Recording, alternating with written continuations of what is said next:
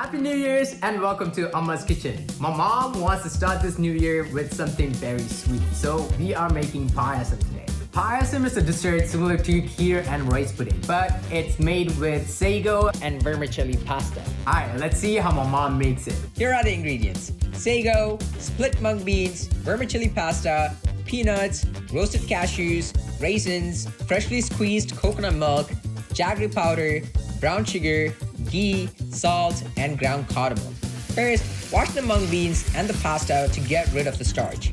Add it to a pot with double the amount of water, add salt, and cook it on medium heat. Next, wash the sago a couple of times and let it soak in warm water. Add the jaggery powder and water to a pan and boil it on medium heat. Then add the sugar to the pan, cook it for a couple more minutes, and run it through a strainer. Next, add some ghee to a pan and saute the peanuts and the cashews. Add the raisins towards the end and take the pan off the heat.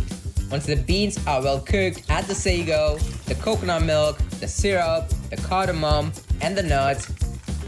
Mix it all together and the payasam is ready.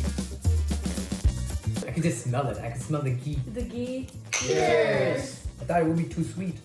It's not. Sweet சரியா இருக்கு Yeah.